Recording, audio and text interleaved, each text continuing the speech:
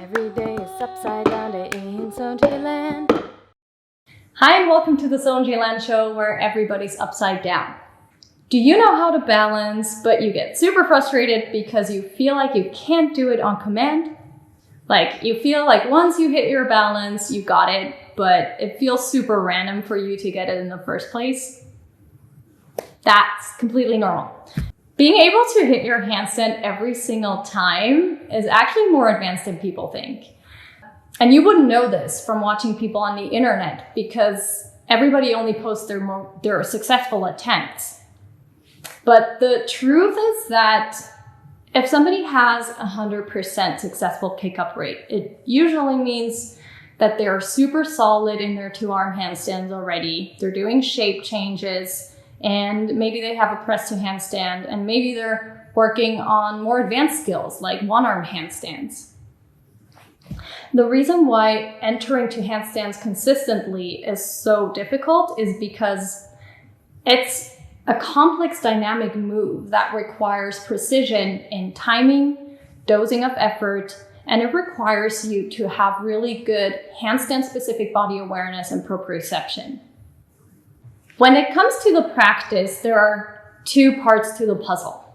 So on the one hand, you can focus on the kick-up movement without the goal of staying in balance, but just practice kicking up and hitting the balance point.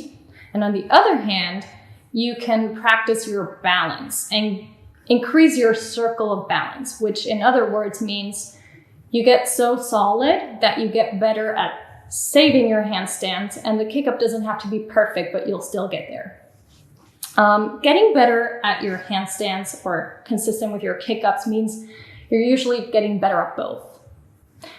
But which one should you spend more time on when you practice? To be honest, I never practiced kick-ups or other entries as a separate part of my program per se. For me, my solid entries came more as a byproduct of me getting better at balancing and focusing on balancing. Because obviously, with all of my balance exercises and drills, those drills required me to enter into the handstand, so I would kick up many times and I would also fall out many times. But my focus was never on the kick up. It was always to stay in balance and do the balance drill. And so what I do now when I teach my students is we spend about 80% focusing on balance, just improving balance, doing transitions and getting solid there, while we might spend like 20%, maybe even less, on the kick up movement per se, or straddle up or tuck up, whatever we're practicing. And my experience is that the better you get at balancing, the more solid you are, the stronger you get with your pressing strength and all that, which is just an extension of the handstand, the better your entries will become independently of whether you're practicing them separately or not. And I want to tell you a little more about my personal journey because for me, there were two key elements that I believe really helped me to get consistent.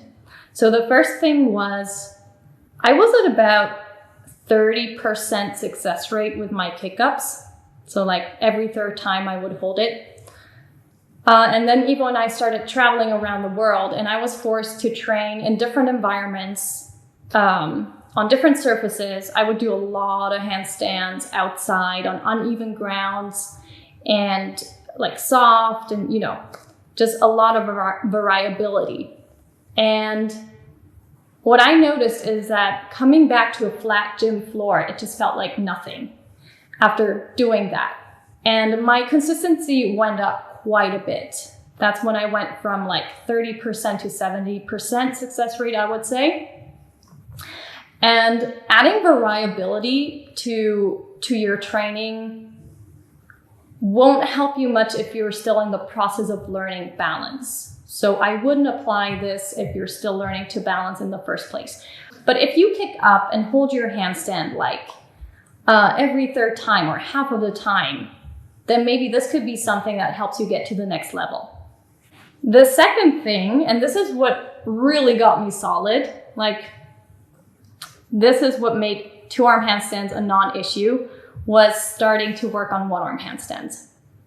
I feel like before I started working on one arms, I was never 100% consistent. And I mean 100% sounds like, yeah, I still fall out every now and then randomly.